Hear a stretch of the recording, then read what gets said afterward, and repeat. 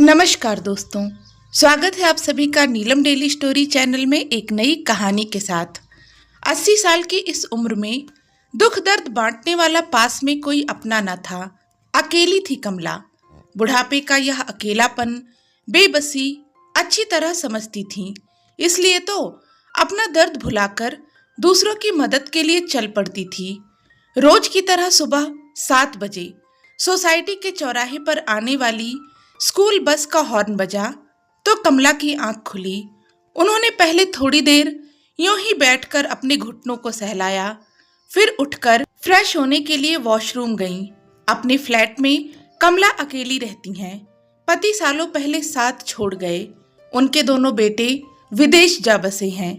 अब उनका दिन अकेले, उदास ऐसे बीतता है जैसे महानगरों में रहने वाले अकेले इंसानों का बीतता है। ब्रश करके उन्होंने थोड़ा लंगड़ाते हुए किचन में जाकर पानी पिया। आर्थराइटिस के कारण सुबह सुबह पैर ज्यादा ही अकड़ा रहता है। अपने लिए चाय चढ़ा दी। एक नजर फ्रिज खोलकर देखा कि क्या क्या रखा है, क्या मंगवाना है। अपनी चाय छानकर रोज की तरह 2 बिस्किट लिए और बेडरूम की खिड़की के पास ऐसी जगह अपनी चेयर रखकर बैठ गईं जहां से बाहर की आवाजाही देखती रहें। वे बाहर देखती रहीं। लोग आ जा रहे थे। उनमें से कई लोगों से आमना सामना होने पर हाय हेलो भी हो गई है। बस इतना ही तो फैशन है इस शहर का। कोई खास हो गया तो कभी घर आ गया, वरना सड़क पर आते जाते सब रिश्ते निभा लिए जाते हैं। बाहर देखने पर लगता है कि एक दौड़ सी है, सब भागे जा रहे हैं। खैर, कोई आए जाए, जिए मरे, उन्हें क्या। उन्हें जितने दिन जीना है अकेले ही जीना है। यह सच वे स्वीकार कर चुकी हैं। तो अब उन्हें किसी बात का फर्क ही नहीं पड़ता। अरे वाह, आज तो चाय कब खत्म हो गई पता ही नहीं चला। सुबह से फोन भी नहीं देखा। कमला ने अपना मोबाइल फोन ऑन किया। बेटों प्रतीक और प्रखर के गुड मॉर्निंग माँ के मैसेज थे। उन्होंने खुशी के भाव से गुड मॉर्निंग बच्चों लिख दिया। सोसाइटी के इस फेज का एक व्हाट्सएप ग्रुप था। कई लोगों ने व्हाट्सएपिया ज्ञान बघारा हुआ था जिनसे वे बहुत चिढ़ती थीं। जो यह ज्ञान फॉरवर्ड करते थे उन्हें कमला अच्छी तरह जानती थीं। उनमें से कोई एक भी यह ज्ञान अपने जीवन में उतार ले तो समाज में कोई बुराई रहे ही ना। कुछ मैसेज उनके कुछ रिश्तेदारों के थे जिन पर उन्होंने सरसरी नजर डाली। जवाब जितना छोटा हो सकता था उतना दे दिया।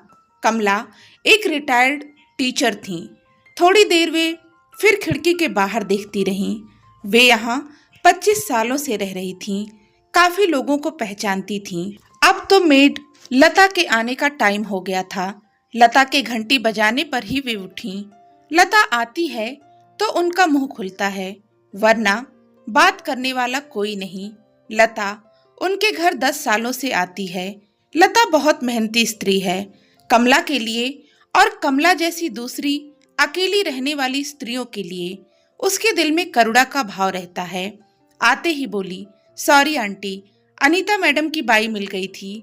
उसकी बात सुनने में देर हो गई। अनीता मैडम को 2 दिनों से बहुत तेज बुखार है। आपको तो पता ही है, देखने वाला कोई नहीं। क्या हुआ, उठ नहीं पा रही हैं? लता ने बताया।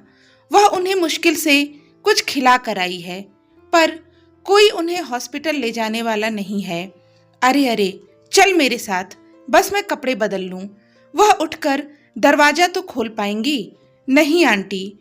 वह बता रही थी कि अनीता मैडम ने कहा है कि वे उठ नहीं पाएंगी। वह चाबी उनकी बिल्डिंग के वॉचमैन माधव को दे दे। इतनी देर में कमला ने कपड़े बदल लिए थे। अपना पर्स उठाया और कहा, चल जरा देख कर आऊं। अकेली रहती है, उसके बच्चे भी तो बाहर ही हैं। देखती हूँ क्या कर सकती हूँ। पर आंटी, आप जाएंगी और अभी तो आपने कुछ खाया भी नहीं होगा। नाश्ता बना देती हूँ, फिर चलते हैं। आपका तो उनके साथ झगड़ा भी हुआ था ना? अरे ठीक है, 10 साल हो गए इस बात को। अपना दरवाजा बंद करते करते कमला बोली, बच्चों को देखा है कभी? लड़ते हैं, 4 दिन बाद फिर साथ खेलने लगते हैं। ये तो हम बड़े ही बेकार होते हैं कि लड़कर बैठ जाते हैं। अब सोचती हूँ कि इंसान को हमेशा बच्चों की तरह झगड़ा करना चाहिए। लड़ें, चिल्लाएं, फिर एक हो गए। लिफ्ट आ गई तो लता का हाथ पकड़कर कमला बात करती जा रही थी। लता से वे हमेशा कुछ ना कुछ बात करती रहती। उसके जाने के बाद उनका फिर पूरा दिन चुपचाप ही बीत जाता।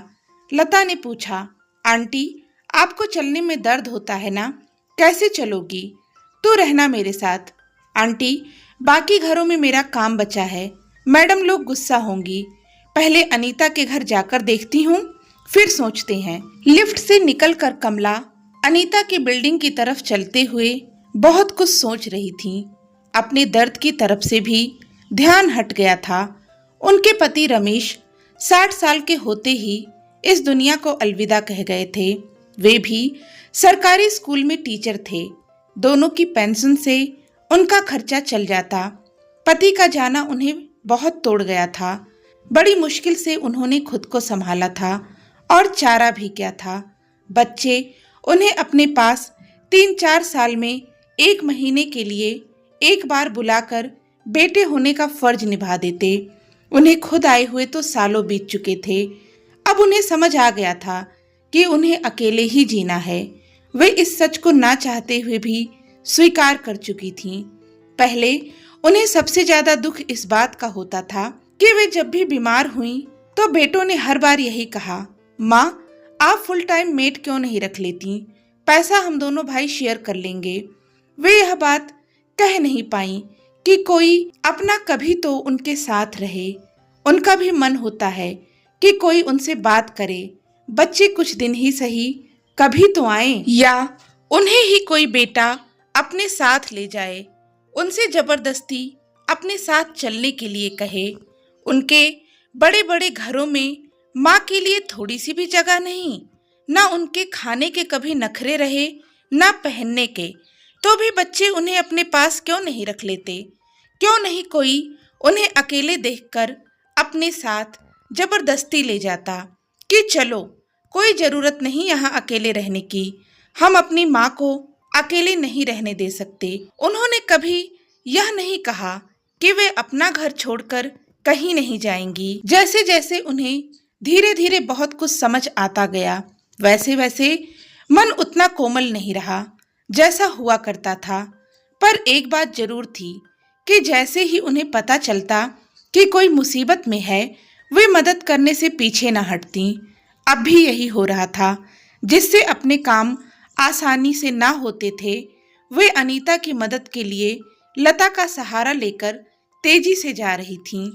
एक सोसाइटी के लोगों में बातचीत भले ही रोज ना हो, लेकिन चेहरों से तो एक दूसरे को पहचानते ही हैं। अनीता की बिल्डिंग में पहुंचकर कमला ने माधव से कहा, माधव, अनीता की फ्लैट की चाबी देना। जी मैडम। लता के साथ कमला अनीता के फ्लैट में घुसी। लिविंग रूम में ही सामने रखी उसके पति की माला चढ़ी फोटो पर नजर डालते हुए आवाज दी, अनीता, अनीता। कोई आवाज नहीं आई। एकदम सन्नाटा। इस सन्नाटे से कमला परिचित थी। ऐसा सन्नाटा ही तो उनके अपने घर में भी रहता है। कमला कुछ कदम तेज रखकर अनीता के बेडरूम में पहुंची। अनीता को आवाज देते हुए उसका माथा छुआ, जैसे किसी अंगारे पर हाथ रख दिया हो। अनीता ने उनके हाथ की छुअन महसूस करते हुए आंखें खोलीं, फिर बंद कर लीं। अनीता तेज बुखार में बेसुध सी थी। उन्होंने जल्दी से कैब बुक की। लता से कहा, इसे लेकर हॉस्पिटल जा रही हूँ, तबीयत बहुत खराब लग रही है, इसे नीचे तक पहुँचाने में मेरी हेल्प करना लता। कमला ने अनीता के कपड़ों पर नजर डाली। उसने सलवार सूट पहना हुआ था, मुंह से कराह निकल रही थी। कमला का मन भर आया। अनीता को उठाते हुए उसका सिर सहलाया। थोड़ी हिम्मत कर लो अनीता, हॉस्पिटल चलते हैं। अनीता ने अपना सिर पकड़ते हुए उठने की कोशिश की। समझ आ रहा था कि उसके सिर में तेज दर्द है। अनीता का एक हाथ कमला ने पकड़ा, दूसरा लता ने। उसे नीचे लिफ्ट से ले आए। कैब आ चुकी थी। माधव को चाबी सौंपी और कमला लता की हेल्प से अनीता को पीछे लिटाकर खुद ड्राइवर की सीट के बराबर वाली सीट पर बैठ गईं। इतना करने में उनका दर्द भी बहुत बढ़ चुका था। लता उन्हें इज्जत से देख रही थी।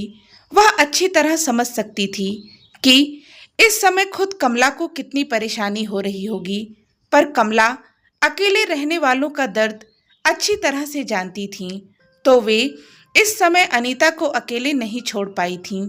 हॉस्पिटल पहुंचकर कमला ने तुरंत इमरजेंसी में अनीता को देखने के लिए रिक्वेस्ट की। अनीता को एडमिट कर लिया गया और टेस्ट शुरू हो गए। कमला वहीं रखी एक चेयर पर बैठ गईं। चेयर बिल्कुल भी आरामदायक नहीं थी। कमला को तकलीफ होने लगी। जल्दी में वे अपनी स्टिक भी घर छोड़ आई थीं। वे इस चेयर पर ज़्यादा देर नहीं बैठ सकती थीं। उन्होंने वहीं बैठे बैठे अपनी सोसाइटी के चेयरमैन राजीव देशमुख को पूरी बात बताई। राजीव ने फौरन कहा, मैं अभी उनके बेटों को अनीता जी की हालत बता देता हूँ और किसी से बात करके आपके पास भेज देता हूँ। राजीव सज्जन इंसान थे। उन्होंने कमेटी मेंबर से बात की।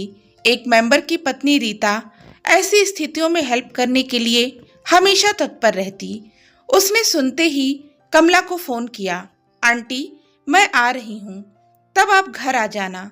आपकी भी तबीयत खराब रहती है। आपने कुछ खाया? आपके लिए कुछ ले आऊं? अनीता आंटी कैसी हैं? अभी तो एडमिट कर लिया है। उसे बहुत तेज बुखार था। तुम आ जाओ, मैं कैंटीन में ही कुछ खा लूंगी। राजीव ने अनीता के बेटे युग और पर्व को भी फोन कर दिया। अकेले रहने वाले बुजुर्गों के बाहर गए बच्चों के नंबर सोसाइटी की कमेटी के पास रहते ही हैं। युग और पर्व परेशान हो उठे। बोले, मम्मी ने बुखार तो बताया था, पर ऐसी हालत है इसका अंदाजा तो हमें भी नहीं हुआ था। सुबह से फोन नहीं उठाया तो हमने सोचा कि मम्मी सो रही होंगी। अंकल, हम सोसाइटी के अकाउंट में कुछ पैसे ट्रांसफ़र कर रहे हैं और बस निकल ही रहे हैं। आप हमें कमला आंटी का नंबर भी दे दें। अनीता के बच्चों ने एक मोटी रकम सोसाइटी के अकाउंट में ट्रांसफ़र कर दी। रीता हॉस्पिटल के लिए निकल गई। सख्त बेंच जैसी चेयर पर बैठे बैठे कमला की कमर और घुटने का बुरा हाल था, पर इस समय उन्हें अनीता की चिंता थी। उन्हें याद आने लगा कि कैसे एक छोटी सी बात पर उनकी अनीता से बहस हो गई थी। कमला स्ट्रीट डॉग को बहुत प्यार करती थी और अनीता इनसे बिल्कुल चिढ़ती थी। ऐसे ही एक बार कमला सोसाइटी में जगह जगह बने डॉग्स फीडिंग प्लेट पर कुत्तों के लिए खाना डाल रही थी। अनीता वहां से गुजर रही थी। उसने कहा था, आप जैसे लोगों के कारण सोसाइटी में कुत्ते हो गए हैं, किसी को भी काट सकते हैं। आप लोगों को कुत्तों का इतना ही शौक है तो अपने फ्लैट में ही रखें। किसने मना किया है? कमला को भी गुस्सा आ गया था। उन्होंने कहा था, तुम्हें कोई कुछ कह रहा है, बेजुबानों के पेट में कुछ जा रहा है तो तुम्हें क्यों तकलीफ हो रही है? इन्होंने कभी किसी को काटा? दोनों थोड़ी देर बहस करती रहीं। इसके बाद आमना सामना होने पर हाय हेलो बंद हो गई थी। रीता ने आकर जब कहा, हेलो आंटी, तब वे वर्तमान में वापस लौटी। रीता उनके पास बैठ गई। आंटी, आप अब घर जाकर आराम कर लो।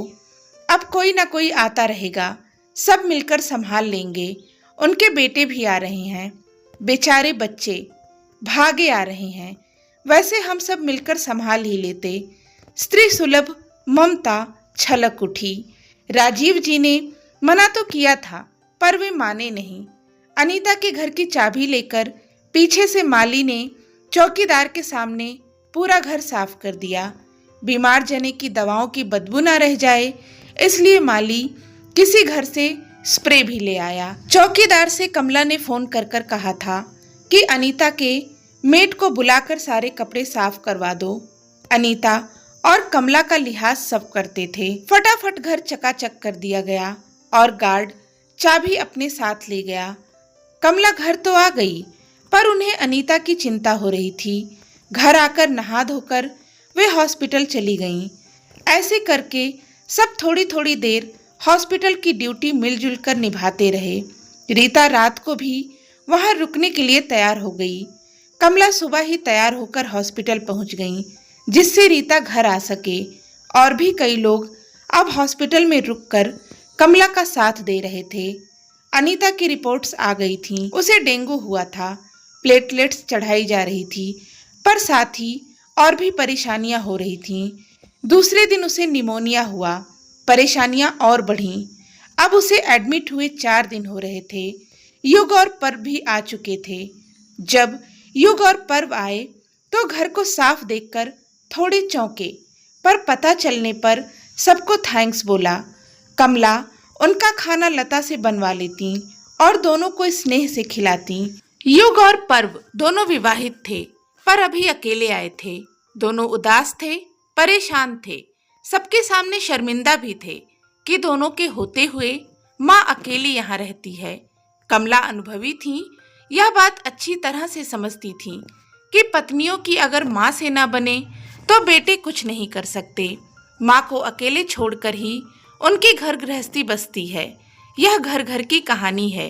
डेंगू ने अनीता को पूरी तरह अपनी गिरफ्त में ले लिया था। एक के बाद एक परेशानियां इतनी बढ़ी कि उसे बचाया न जा सका। बेटे बिलख पड़े, सब ठगे से रह गए। कमला जैसे पत्थर सी बैठी रह गई, कुछ न सूझा। उस समय वे घर पर ही युग और पर्व के लिए खाना बनवा रही थीं, जब उन्हें रीता ने हॉस्पिटल से यह बुरी खबर दी। कमला ने एक ठंडी सांस ली, आंसू पोंछे। इतने में उनके बेटों का भी फोन आ गया। उन्होंने उन्हें कुछ नहीं बताया, स्वर संयत रखकर बातचीत की और फोन रख दिया। फिर सोचा, यह तो बैठने का टाइम नहीं है, और भी बहुत काम होंगे। युग और पर्व को अभी बहुत सारे कामों में कोई चाहिए होगा, किसी की जरूरत होगी। अपने घुटनों को सहलाते हुए वे फिर आगे की जाने वाली क्रियाओं के बारे में बात करने के लिए कई लोगों से बात करके फिर अनीता के फ्लैट पर जाने के लिए स्टिक लेकर खड़ी हो गईं। अनीता का शव लेकर एम्बुलेंस आने वाली थी। उससे पहले अनीता की बिल्डिंग में जाकर उन्हें अनीता की विदाई की तैयारी करनी थी। युग और पर्व को कोई परेशानी ना हो, यह देखना था। अपनी झुकती कमर और दर्द में अकड़े पैर के साथ स्टिक लेकर वे भारी मन और नम आंखों के साथ बिना किसी का सहारा लिए चुपचाप लिफ्ट की तरफ बढ़ गईं।